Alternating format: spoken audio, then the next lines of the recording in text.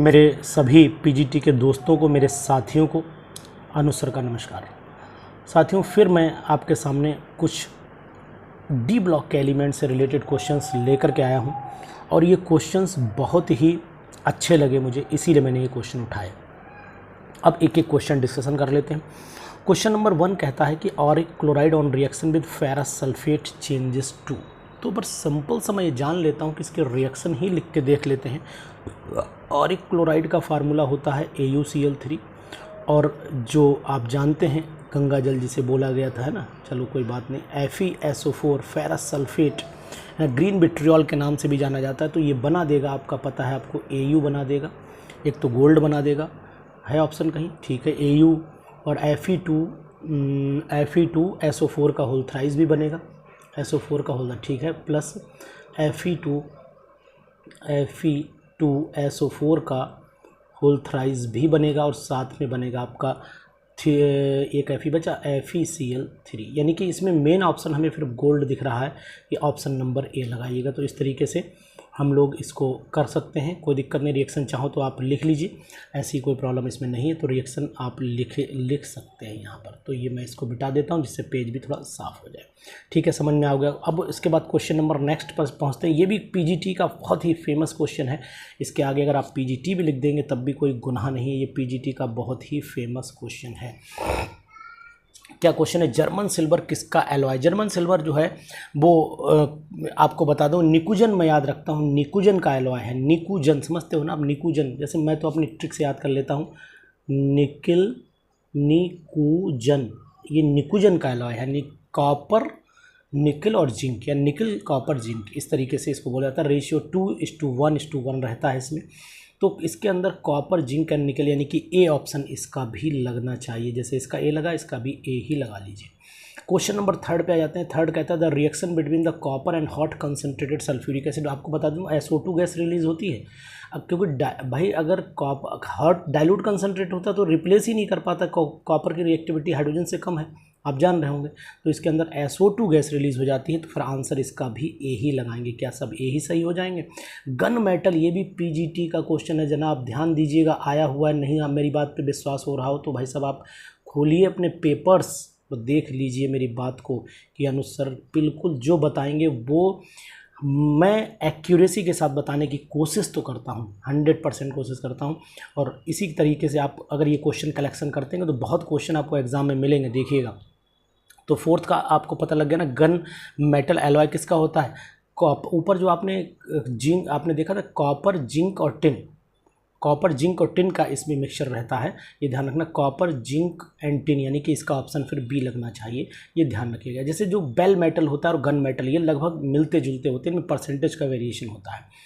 5 पे आ जाइएगा, which is known as purple of Cassius. ये भी बहुत ही इंपॉर्टेंट क्वेश्चन है कि पर्पल ऑफ केसियस किसको बोला जाता है। तो पर्पल ऑफ केसियस में आपको बता दूं, ये गोल्ड सॉल का नाम होता है, ट्रेड नेम है गोल्ड सॉल का। तो इसका मतलब इसका भी आंसर फिर मुझे बी ही लगाना चाहिए, कोलाइडल गोल्ड सॉल्यूशन, यानी गोल्ड सॉल बोलते हैं, वही कोलाइडल गोल्ड सॉल्यूशन हो गया। 6 पे आ जाइएगा, the blue complex ion formation of addition of concentrated NH4OH solution of the copper ion. यानी कॉपर आयन में जब आप मिलाओगे तो अमोनियम कॉम्प्लेक्स बन जाता है। तो यानी कि कितना मिलाना है आपको, एक्सेस में डालना है, एडिशन ऑफ कंसनट्रेटेड, यानी कि अगर Cu डाई पॉजिटिव है तो यानी कि डाई पॉजिटिव वाली कंडीशन तो पहली रहेगी, थोड़ा और बड़ा कर लेते थे, डाई पॉजिटिव तो खैर सब में ही है। अब कितने जुड़ेंगे, यहाँ पर 4 हैं, है ना, यहाँ 3 हैं, यहाँ 2 है, यहाँ पर, यानी कि मुझे जहाँ तक याद है कि Cu और उसके बाद NH3 का होल 4 और Cu इसके ऊपर डाई पॉजिटिव, ये कॉम्प्लेक्स बनता है जहाँ तक मुझे याद है। अब आप देखिएगा एक बार, मुझे तो यही याद है कि NH4, भाई ये चीज़ ध्यान रखिएगा कि थोड़ा सा ये क्या कहते हैं, टच पैड जो है उतना अच्छा चलता नहीं है, इस पर दिक्कत बहुत रहती है लिखते समय। तो राइटिंग का जो है वो बेचारे का क्या बताएं, राइटिंग बर्बाद हो जाती है। NH3 का होल 4 लिखिएगा और यहाँ पर आप Cu डाई पॉजिटिव। आप लोग पढ़े लिखे लोग हैं, अगर मैं थोड़ा सा डिस्टर्ब भी लिखूंगा तो आप समझ जाएंगे, इतने आप बच्चे नहीं, आप मेरे सभी साथी बहुत ही विद्वान और इंटेलिजेंट प्लस क्या बोल सकते हैं, बहुत ही मतलब लेबोरियस भी हैं। 7th क्वेश्चन पे आते हैं। 7th question, which method is based on the distribution law. अरे यार, डिस्ट्रीब्यूशन लॉ जो होता है वो हमेशा पार्कर मेथड पे डिपेंड करता है, और है इसमें कोई पार्कर? हाँ, दिया हुआ है बी। यानी पार्कर प्रोसेस होता क्या एक्चुअली, मैं आपको ये भी बता दूं कि नहीं तो आप कहोगे सर ने खाली बता दिया कि पार्कर होता है, वो पता नहीं पार्कर है क्या, पेन तो नहीं है कहीं। पार्कर प्रोसेस ये बेस्ड होता है मॉल्टन लेड और जिंक, यानी कि इमिसिबल होते हैं, यानी कि मॉल्टन लेड ले लिया और जिंक ले लिया, वो मिलते नहीं। चूँकि जिंक लाइटर होता है तो अपर लेयर बना लेता है, और लेड हैवी होता है लोअर लेयर में चला जाता है। और ऐसे ही बोल सकते हैं कि एजी जो होता है वो सिल्वर में, मतलब जो होता है silver AG is more soluble in मॉल्टन zinc and, मतलब ज़्यादा घुल जाता है। इसी मेथड के बेस्ड पे हम लोग डिस्ट्रीब्यूशन जो ये पार्कर ने ही बताया था, तो पार्कर प्रोसेस इसको बोला जाता है। Old of sorry an ore of silver, silver का ओर होता क्या है तो ये आपको सबको पता है, अर्जेंटाइट Ag2S के फार्मूला भी अगर जानना चाहो तो Ag2S जो होता है वो ओर होता है, और इसको अर्जेंटाइट बोलते हैं। ये आपने 12th में मेटलर्जी में आप लोग पढ़ाते भी होंगे, और अगर आप डिग्री कॉलेज में हैं तो फिर थोड़ा मेटलर्जी जब पढ़ाते हो तब भी बताते होंगे।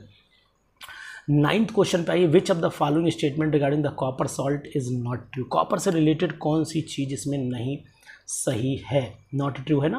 Copper first disproportionates into the copper and copper second in aqueous solution, यानी कि कॉपर फर्स्ट और ये डाई प्रोपोर्शनेट्स हैं, ये तो सही बात है, ठीक है। Copper second can be stabilized by the formation of insoluble complex compound such as CuCl2, बना लेता है, ठीक है ना, आपको पता होना चाहिए।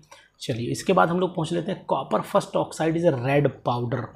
तो कॉपर फर्स्ट ऑक्साइड जनाब, अगर कॉपर फर्स्ट की बात करें तो Cu+ हो गया, और Cu+ जब हो गया तो इसका मतलब आपका 3D10 4s1 होता है ना, तो इसका मतलब आपका ये 3D10 होगा। ये d ऑर्बिटल फुलफिल्ड हो गई तो भाई साहब ये रेड कैसे हो सकता है, D2D ट्रांजिशन तो इसमें यार होगा ही नहीं, तो फिर आंसर यही लगाएंगे। बस आगे पढ़ने के मतलब नहीं, जहाँ आंसर मिल जाए फिर आगे हम क्यों गड्ढा खोदें, है ना। अब हमें गोल्ड यही मिल चुका है तो गड्ढा खोदने की ज़रूरत क्या फालतू, कोई दिक्कत नहीं, आगे बढ़ते हैं। Powdered silver ore is treated with NaCN। अरे यार, ये मैक आर्थर फॉरेस्ट प्रोसेस आपने पढ़ा होगा, ये वही है ना, कि powdered silver ore is treated with NaCN solution and air bubble through the mixture. ये क्या बनाएगा तो आपको पता होना चाहिए कि सोडियम, यानी कि जो सिल्वर का कॉम्प्लेक्स बनाता है AgCN का होल ट्वाइस है कोई, हाँ है AgCN। अब यहाँ पर क्या होगा, ये जिंक से फिर ट्रीट करा दीजिए तो जिंक सिल्वर को रिप्लेस कर देगा, तो Na2ZnCN का होल 4 बन जाएगा और आपका सिल्वर प्रेसिपिटेट हो जाता है। ये मैक आर्थर फॉरेस्ट प्रोसेस है, शायद आपको पता होना चाहिए जहाँ तक मुझे आइडिया है। चलिए आगे बढ़ते हैं।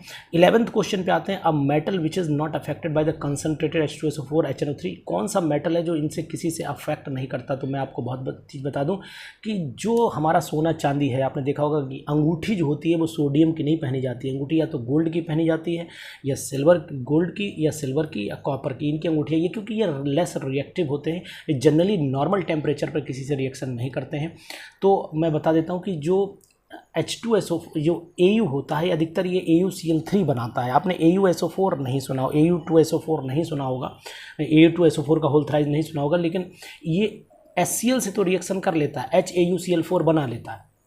मतलब Au की अगर रिएक्शन देखें, AuCl3 जो है वो HCl से दोबारा रिएक्शन कर लेगा, बना लेगा। This compound X can be used with the complex with find, ठीक है, वो कोई दिक्कत नहीं, फोटोग्राफी टोनिंग में यूज़ होता है। तो मैंने आपको बता देता हूँ कि गोल्ड होता है, बाकी अदर मेटल Ag, Hg और कॉपर जो होते हैं ये H2SO4 कंसनट्रेटेड है, उससे रिएक्शन कर ही लेते हैं, HNO3 से भी कर लेते हैं। और आपका कॉम्प्लेक्स X जो है वो इसका मतलब सिंपल AuCl3 ही होगा जो जल्दी रिएक्शन नहीं करता है। तो सिंपल सा आंसर फिर मैं Au लगाऊंगा, नहीं AuCl3 कहीं है नहीं तो फिर मैं Au लगाऊंगा। अगर AuCl3 होता तो आंसर वो लगाता। चलिए खैर कोई बात नहीं। अब नेक्स्ट क्वेश्चन नंबर यानी 11 हमारा हो चुका है। क्वेश्चन नंबर 12 पे पहुंचने की कोशिश करते हैं, देखते हैं 12th क्या कहता है। ड्यूराल्यूमिन, ये भी भाई साहब क्वेश्चन आया हुआ है, ये भी PGT का ही क्वेश्चन है जनाब, तो इसको भी आप ध्यान से पढ़ लीजिए। ड्यूराल्यूमिन एक्चुअल में ये जो होता है एरोप्लेन की बॉडीज़ बनाने में बहुत काम आता है, और ये जो ड्यूराल्यूमिन है इसमें ये लाइट वेटेड भी होता है, ये भी बता दूं आपको। हार्ड एल्युमिनियम होती है ये, इसमें मतलब कॉपर होता है, मैग्नीशियम होता है, एल्युमिनियम, यानी कि फिर तो सब दिख ही रहा है, कॉपर मैग्नीशियम एल्युमिनियम ड्यूराल्यूमिन, नाम ही इतना बड़ा बता रहा है, तो जो सबसे बड़ा हो वही ढूंढो, है ना। तो इसका मतलब फिर आंसर इसका ये हो जाना चाहिए कि magnesium, copper, aluminium, manganese and silicon. यानी मैंगनीज सिलिकॉन थोड़ा परसेंटेज बहुत कम रहती है, कॉपर लगभग 4% के आसपास होता है, बाकी मैंगनीज और मैग्नीशियम और एल्युमिनियम की परसेंटेज इसमें ज़्यादा रहती है, क्योंकि ये मेनली एलॉय जो है वो एल्युमिनियम का ही माना जाता है। 13 पे आ जाइएगा, which is not correctly regarding the copper sulphate, which is not correct regarding, यानी जो सेंटेंस करेक्ट नहीं है। तो भाई साहब मैं आपको बता देता हूँ इसमें करेक्ट नहीं है, देखते हैं क्या करेक्ट नहीं है। It react with NaOH, copper sulphate NaOH से रिएक्शन करता है and glucose to give Cu2O। तो ये तो रिएक्शन आपने देखी होगी, वो है फेलिंग वाली हो जाती है ना। It react with KCl to give Cu2Cl2, मुझे तो ये भी लग रही पॉसिबल है, लग रही है ना। It react with KCl to, अरे ये तो दिक्कत कर रही है भाई, नहीं होगी, नहीं ये बी वाली नहीं होती। It give the Cu on strong, ये तो होती है। It reacts with Ki to give iodine, ये आयोडीन भी देता है, ठीक है, यानी कि मैं सही पहुंचा। यही रिएक्शन नहीं शो होती है कॉपर सल्फेट की। ध्यान रखिएगा कि कॉपर पोटेशियम को कैसे रिप्लेस कर देगा यार, सिंपल सी बात है। कॉपर के अंदर इतनी ताकत है कि ये पोटेशियम को रिप्लेस कर पाए, मुझे तो नहीं लगता। हाँ पोटेशियम जो है वो कॉपर को रिप्लेस कर सकता है, मान सकते हैं आपकी बात। तो फिर अगर रिप्लेस करता तो फिर पॉसिबिलिटी होती, लेकिन समस्या ये है कि यहाँ पर रिप्लेसमेंट जो है वो कॉपर, यानी which is not correct regarding the copper sulphate, यानी कॉपर सल्फेट से रिगार्डिंग क्या नहीं हो सकता। तो मुझे तो भाई यही लग रहा है कि ये इसको रिप्लेस नहीं कर पाएगा। It gives CuO on strong heating, हाँ अगर इस क्वेश्चन में कुछ ट्विस्टिंग होती तो फिर पॉसिबिलिटी थी, क्योंकि यहाँ पर Cu2 बना हुआ है, Cu2 बना हुआ है, और ये हमने कॉपर, ये सेकंड सल्फेट है, ये फर्स्ट, वो ये कॉपर आपका ऊपर वाला जो है वो सेकंड है, और ये कॉपर जो है वो फर्स्ट है, पॉसिबिलिटी नहीं लग रही। चलिए 14, फिलहाल आप भी अपना व्यूज़ इस पर रखिएगा। क्वेश्चन नंबर 13 पे अपना अगर आप व्यू रखेंगे तो देखेंगे हम आप क्या करते हैं। 14 पे silver halides are used in photography because they are, अब ये क्वेश्चन भी मैं आपको बता दूं PGT का ही क्वेश्चन है। PGT में इसी कैटेगरी के क्वेश्चन मतलब ये आप ये भी देखिए ना, PGT के एग्जाम में क्वेश्चन लेंदी नहीं आता, कैटेगरी आप पहचानिए कि कैटेगरी कहाँ से मिलती है। तो आपको मैं बता देता हूँ कि ये AgBr की वजह से होता है, डिकम्पोज हो जाता है, और जब डिकम्पोज होता है सनलाइट में, जब डिकम्पोज, तभी आपने देखा अंधेरे में खोली जाती है, जो रील हुआ करती थी पुराने टाइम पे। तो इसका मतलब फिर 14 का जो आंसर मुझे लगाना चाहिए फोटो सेंसिटिव लगाऊं, और तो कोई इसमें ऑप्शन मुझे समझ में आता नहीं। अफवाउ लॉ इज़ नॉट वैलिड, अफवाउ किस पे वैलिड नहीं होता है, तो आपने पढ़ा होगा जो एक्सेप्शनल केस हैं उन्हीं पे अफवाउ वैलिड नहीं होता है। तो एक्सेप्शन में यहाँ पर आपको आयरन तो है नहीं एक्सेप्शन, लेकिन सिल्वर है, तो इसका मतलब ये नहीं बना। क्रोमियम, आर्गन नहीं, आर्गन नहीं, यहाँ कॉपर है, तो दोनों में तो एक ही कॉम्बिनेशन दिख रहा है, कॉपर और क्रोमियम। अब ऐसा मत करना कि सर इसमें कॉपर है यहाँ भी क्रोमियम ना, दोनों का मैच यहाँ मिल रहा है, तो बेस्ट आंसर फिर यही होगा। 16 पे आ जाइएगा, silver obtained from the argentiferous lead is purified, बहुत ही इंपॉर्टेंट, ये भी क्वेश्चन यूपी बोर्ड में पढ़ाया जाता है, इसलिए मैं बता दूं इंपॉर्टेंट है। ये क्यूपुलेशन मेथड होता है, और आप यूपी PGT देंगे तो ये क्वेश्चन जो मैं बोल रहा हूँ ये बहुत ही इंपॉर्टेंट बन जाएंगे आपके लिए। अमृत हैं ये, ऐसे समझ लीजिए, पी लीजिए इस अमृत को आप धीरे से। अब आपके क्वेश्चन नंबर 17 पे आइए कि copper nitrate on strong heating gives, copper nitrate strong जब हीट किया जाता है जनाब, तो रिएक्शन में लिखने की कोशिश करूं तो ज़्यादा बढ़िया रहेगा, यानी कि कॉपर नाइट्रेट को हीट करूं, CuNO3 का होल ट्वाइस करा, इसे लेके तवे पे बैठ गए, CuO बना, और साथ में 2NO2 बना, और साथ में हाफ ऑक्सीजन निकल गई, तो मतलब NO2 बना है ना। तो अब हम आंसर NO2 और O2 ये भी देखना है। तो विच ऑक्साइड इज कहाँ पे थे, copper nitrate on strong heating, तो 17 का फिर आंसर क्या है, क्यूपरिक ऑक्साइड बनता है। देखिए जनाब, क्यूपरिक ऑक्साइड बन रहा है, CO बन रहा है, ठीक है, क्यूपरिक ऑक्साइड बन रहा है, डन। तो उसके बाद ऑक्सीजन तो कहीं है ही नहीं, तो ऑक्सीजन लगाते। विच oxide is least stable at room temperature, room temperature पर कौन सा ऑक्साइड लीस्ट स्टेबल है जनाब, तो मैं बता देता हूँ कि AgTO बहुत जल्दी जो है ब्रेक हो जाता है सिल्वर में, तो बाकी जो है वो जल्दी नहीं होते, और सिंपल सी बात में आपके ऊपर से नीचे आने पर जो होता है रिएक्टिविटी पावर जो होती है वो डाउन हो जाती है, ये आप जान रहे होंगे। तो आंसर बी लगा लीजिएगा। अगर टूटेगा तो ये मतलब लीस्ट स्टेबल है, स्टेबल ज़्यादा है ही नहीं, तो सिंपल सी बात है। तो 19 पे आइएगा, 19 पे अगर हम लोग पहुंचते हैं, द मैटी ऑब्टेन्ड इन द, ये भी क्वेश्चन बहुत अच्छा है कि मैटी, ये आप पढ़ाते भी होंगे यार, मैटी में क्या होता है कि एक तो आपका FeS होता है, Cu2S होता है, तो अब हम लोग हम लोग पहुंचते हैं नेक्स्ट क्वेश्चन पर, और question number 20 on strong heating AgNO3। AgNO3 को स्ट्रॉन्ग हीट करने पर क्या मिलता है? तो जनाब दुनिया जानती है कि AgNO3 को जब गर्म करोगे तो Ag मिलेगा, NO2 मिलेगा और हाफ O2 मिलेगा। ऐसा मत कर देना कहीं आप Ag2O लगा दो, तो मैं आंसर फिर इसका सिल्वर लगाऊंगा, क्योंकि AgNO3 अगर रिएक्शन नहीं आ रही तो मैं बोल रहा हूँ AgNO3 को हीट करिए, बना दीजिए आप Ag बना दो, NO2 बना दो और हाफ O2। बैलेंस करना हो तो 2 आगे लगा के बैलेंस कर लीजिए, कोई दिक्कत नहीं है। 21 the common metal in brass, bronze and German silver. बताओ कॉमन मेटल कौन सा है? आपको निकुजन बताया था। देखिए जर्मन सिल्वर के अंदर निकुजन था, निकुजन ये जर्मन सिल्वर में था। तो जिंक और कॉपर हो गया, तो जिंक और कॉपर में से आंसर आएगा। ब्रॉन्ज कॉपर टिन होता है तो कॉपर हो गया, ब्रास कॉपर जिंक होता है तो कॉपर हो गया। तो मतलब आंसर 21 का जो है फिर ए आ जाना चाहिए, कॉपर सब में आ रहा है ना। Which of the following is paramagnetic? Paramagnetic कौन सा है? तो जनाब मैं आपको बता देता हूँ कि पैरामैग्नेटिक जो सब्सटेंस होगा वो वही होगा जिसमें अनपेयर्ड होंगे। तो Cu पे अगर कहीं पर डाई पॉजिटिव दिख जाए, Cd पे डाई पॉजिटिव दिख जाए, तो इनके सबके इलेक्ट्रॉनिक कन्फर्मेशन लीजिए। कैल्शियम ये तो हो ही नहीं सकता है, ये भी नहीं हो सकता है। कैडमियम भी नहीं होगा पक्का, Cu पे ही एक डाई पॉजिटिव लग रहा है, इस पर भी अनपेयर्ड इलेक्ट्रॉन आएंगे, तो यही पैरामैग्नेटिक होगा। तो सिंपल सा 22 का जो आंसर है फिर ए आना है। बाकी और लिख भी, कैडमियम का भी लिख के देख लीजिएगा अगर मेरी बात पे आपको जरा भी संदेह लग रहा हो। भाई मैं तो डायरेक्ट लगा देता हूँ, अगर हो सकता है कहीं बाई चांस कभी कभी मिस्टेक भी हो जाती है ना, मिस्टेक को मिस्टेक भी बोल देते हैं। चलिए खैर कोई बात नहीं। इसके बाद 23rd पे आइएगा। Which substance can be used in the preparation of marking ink? ये मार्कर की जो इंक होती है इसमें कौन सा सब्सटेंस, मार्किंग समझते हैं ना, कौन सा सब्सटेंस यूज़ होता है आपको बता देता हूँ। कि जो आपने देखा होगा कि कभी कभी फिंगर पे भी लगा दी जाती है, वो छूटता नहीं, जल्दी गायब हो जाता है, वो नहीं पॉसिबल नहीं है। तो ये इंक होती कौन सी है? तो जान लीजिए ये एक ऐसा फैक्ट है जो AgNO3 होती है। ये AgNO3 जब लग जाता है ना तो उसके बाद AgNO3 लगने के बाद ये तुरंत रिएक्शन कर लेता है और ऑक्साइड बना लेता है। आपने देखा आपने कि NO2 बना लिया, उसने सिल्वर बन जाता है। तो इसलिए AgNO3 मार्किंग इंक जो होती है वो AgNO3 में बोली जाती है। चलिए आगे बढ़ते हैं। इसके बाद मैं आपको और भी बता देता हूँ, AgNO3 अगर कहीं हाथ पे गिर जाता है तो निशान ब्लैक ब्लैक पड़ जाते हैं। ये भी आपने नोटिस किया होगा लैब में काम करते समय, तो वहाँ से भी आपको पता लग जाएगा। Coinage alloy has an composition of, coinage alloy का कंपोजिशन क्या है? तो जनाब आपको सिक्के, क्वाइंज मतलब सिक्के होता है, सिक्के में क्या होता है? यही होता है, ये देख लीजिए सिल्वर के चांदी के सिक्के आते हैं तो चांदी होती है, वैसे मत करना। सोने के भी सिक्के आते हैं, सब सोने को क्वाइंज मेटल ने जनरल जो यूज़ हुआ करते थे वो सिल्वर कॉपर और निकल के सिक्के हुआ करते हैं। आज भी आते हैं चांदी के सिक्के। 25वें पे आइए। The colour of solution obtained by adding the excess of Ki in the solution of HgCl2। बहुत ही इंपॉर्टेंट क्वेश्चन है जनाब। K2HgIO4 कलरलेस कॉम्प्लेक्स बनाता है, ऑब्टेंड है ना, colourless colour of solution obtained by adding the excess of Ki in, तो एक कॉम्प्लेक्स बन जाता है K2HgI4, जिसे आप लोग नेस्लर्स रिएजेंट के नाम से जानते हैं। और नेस्लर्स रिएजेंट जो होता है इसका कलर आपको मैं बता देता हूँ कि वैसे तो एक कलरलेस होता है, लेकिन जब ये अमोनिया से ट्रीटमेंट देते तो ये ब्राउन कलर देता है। तो फिलहाल आंसर इसको कलरलेस, अभी आप बोलिएगा, ब्राउन ना बोल दिए। नेस्लर्स रिएजेंट कलरलेस होता है, लेकिन अमोनिया के जब कांटेक्ट में आता है तब ये ब्राउन कलर देता है। तो ये आपको बता दूं ये अमोनिया के टेस्ट में भी, अमोनियम आयन के टेस्ट में भी ये यूज़ हो जाता है।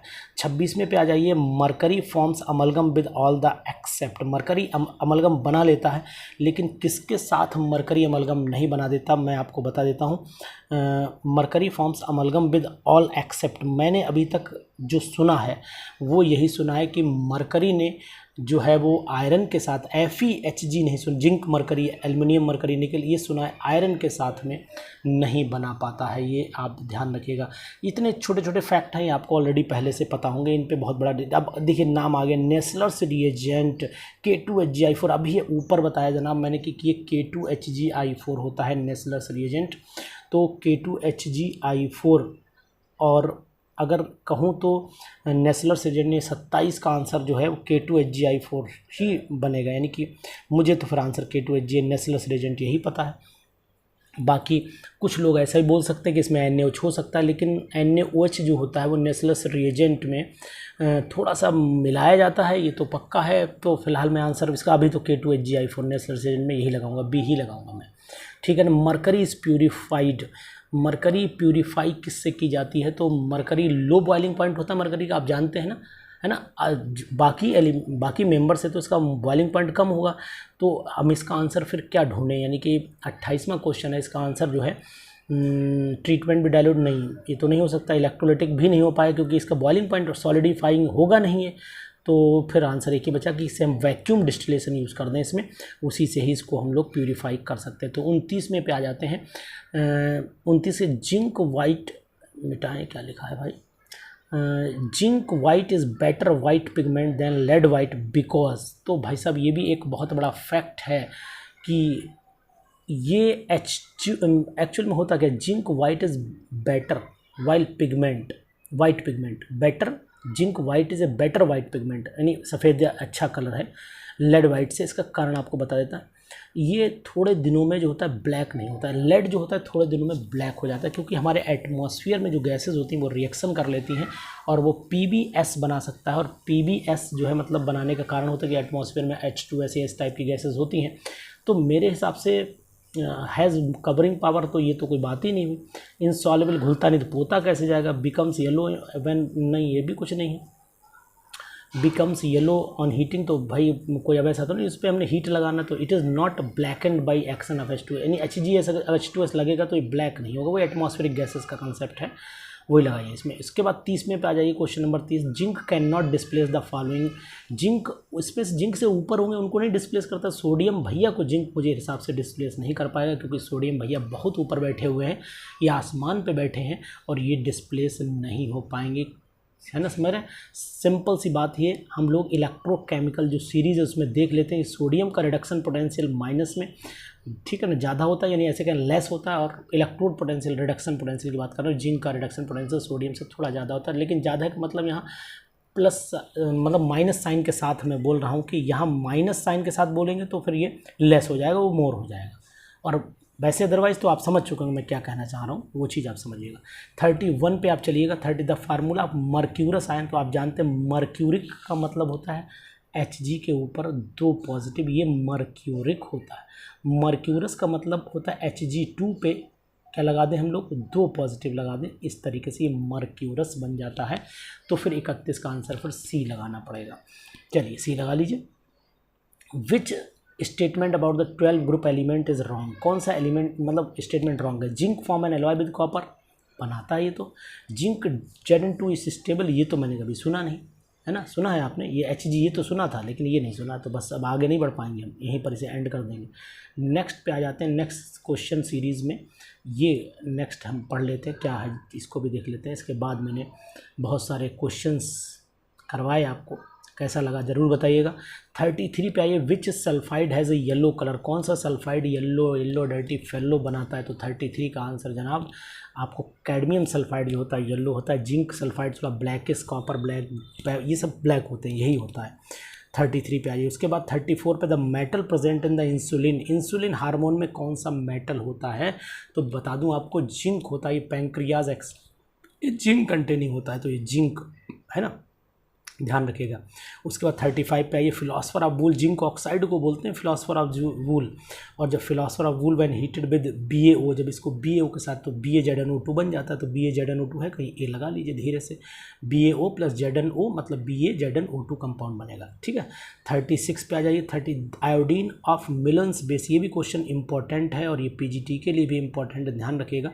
मिलन्स बेस वाला जो क्वेश्चन है ये बहुत ही इंपॉर्टेंट है और ये आयोडीन का मिलन बेस कहलाता है। मैं उसका फार्मूला आपको बता देता हूँ कि HgNH2 और OHGI होता है, इसको ध्यान रखिएगा, बहुत ही इंपॉर्टेंट फार्मूला है ये और आता है अक्सर। 37 the compound which gives the oxygen on moderate heating, ऐसा कौन सा कंपाउंड है जो हल्का सा हीट करिए, तो आपने पढ़ा होगा 10th में भी पढ़ा होगा, HgO को गर्म करिए Hg प्लस हाफ O2 बनता है, तो ये आपने मर्क्यूरिक ऑक्साइड को लगाना है।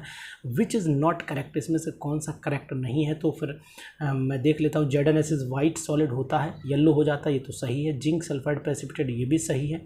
बेसिक जिंक कार्बोनेट, ये भी सही है। जिसल्टू विद अमोनिया Hg नहीं है, यानी सिंपल सी बात मैं कहूँ कि HgCl2 जब अमोनिया से रिएक्शन करता है तो HgNH3 का होल ट्वाइस Cl2 बनाता है, NH3 का होल ट्वाइस Cl2 बनाता है, ध्यान रखिए, तो यही रॉन्ग हो जाता है। Zinc react with very dilute nitric acid to produce, zinc react with very dilute nitric acid to produce, तो आपको बता दें, ये आपने पढ़ी होगी रिएक्शन में, जिंक रिएक्शन करता है डाइल्यूट HNO3 से, वेरी डाइल्यूट HNO3 से, हॉट एंड कंसनट्रेटेड HNO3 से। तो इस तरीके से 3-4 रिएक्शन आपने पढ़ी होंगी, और आप अगर टीचर हैं तो पढ़ाते भी होंगे। तो मैं आपको बता देता हूँ, 4Zn + 10 HNO3 याद करिए, NH4NO3 बनता है इसमें, और NH4NO3 को जब आप गर्म करोगे तो ये टूट के N2O और बनाता है। तो ध्यान रखिएगा, N2O इसमें कहीं ऑप्शन है नहीं, तो फिर ऑप्शन बी ही लगेगा, NH4NO3 लगेगा, ध्यान रखिएगा। Oxidation state of Hg in amalgam, amalgam में ऑक्सीडेशन स्टेट, क्योंकि ये अमलगम मेटल फ्री फॉर्म में है तो ज़ीरो रहेगा, हमेशा मेटल की ऑक्सीडेशन फ्री फॉर्म में ज़ीरो रहती है, ध्यान रखिएगा। 41 when excess of SnCl2 is added to the solution of HgCl2, SnCl2 को HgCl2 में जब मिलाया जाता है तो फिर मरकरी सेपरेट हो जाती है, ध्यान रखिए, SnCl4 बन जाएगा और Hg बन जाएगा, यानी कि ये कंपाउंड भाई SN white PPT turning the grey is obtained, this grey colour is due to, तब तो फिर यही आएगा, SnCl4 बन जाएगा और HgCl2 बन जाएगा, colour due to the formation of, यानी कि 41 जो क्वेश्चन है मेरे हिसाब से तो Hg ही बनना चाहिए, Hg2Cl2 तो नहीं बनता है कहीं, फिर से पढ़ लेते हैं। When excess of SnCl2 is added, excess add करना है to the solution of HgCl2 और a white PPT turning to grey is obtain, this grey colour is due to the formation of mercury ही होना चाहिए। एक बार आप इसको check करिएगा कि कहीं Hg2Cl2 तो आंसर नहीं है। फिलहाल मुझे तो Hg इसलिए याद लग रहा है कि SnCl2 बनाऊं और HgCl2 की रिएक्शन करा देता हूं तो SnCl4 और मरकरी बन जाएगा, मुझे तो यही याद है। आप फिलहाल इसको एक बार चेक कर लीजिए, मुझे थोड़ा सा हल्का सा कन्फ्यूजन हुआ इस पर, और कोई बात नहीं। फिलहाल मुझे Hg लग रहा है कन्फर्म होगा, आप लोग बताइए कन्फर्म है नहीं। 42 roasting of HGS in the air, roasting समझते हो ना, यानी O2 से रिएक्शन करना। HGS को जब रिएक्ट करेंगे O2 से तो पहले तो HgO बनेगा, और HgO जब HGS से दोबारा रोस्टिंग हो रही है, ध्यान रखिएगा, तो ये Hg बना देगा, तो यानी कि इसमें भी आंसर फिर Hg ही आना चाहिए। रिएक्शन अगर लिखना चाहें तो हम इसकी, मुझे रिएक्शन ध्यान है कि 2HGS प्लस वही 3O2 ले लीजिए, एरो बनाइएगा, 2HgO बना दीजिएगा और उसके बाद 2SO2 बना दीजिएगा, ठीक है। इसके बाद आप जाइएगा 2HgO को फिर HGS, वही मैटी वाली कंसिडरेशन करिएगा, यहाँ पर HGS से रिएक्शन करा देना और बना देना यहाँ पर आपका 3Hg बना देना, और एक यहाँ से 3Hg, और ये आपका यहाँ निकल जाएगा प्लस का SO2 निकल जाएगा, ठीक है, ध्यान रखेंगे। चल ठीक, आगे बढ़ लेते हैं, नेक्स्ट क्वेश्चन पे पहुँचते हैं। Question number 43, on heating zinc chloride dot H2 the compound obtained is, zinc chloride और H2 को जब हीट करते हैं तो ZnOHCl बनता है और बाकी HCl निकल जाता है, तो बी लगा लीजिए फट से ऑप्शन, बहुत टाइम ना लगाइए। 44 the process of nitriding used in the treatment of steel, यानी नाइट्राइडिंग जो स्टील में यूज़ होती है, तो ये आपको बता देते हैं कि जो एक्चुअल में होता क्या है। The process of nitriding used in the treatment of steel, ये स्टील का मतलब नाइट्राइडिंग की डेफिनेशन मानी जाती है ना। The process of nitriding used in the treatment of steel is healing the steel in the atmosphere of ammonia, steel को heal करना होता है, या फिर healing the steel in the bright redness, ना ये तो है नहीं, कूलिंग नहीं, हीलिंग में क्यों पढ़ रहा हूँ, हीटिंग है, थोड़ा चश्मा गड़बड़ा गया लग रहा है क्या।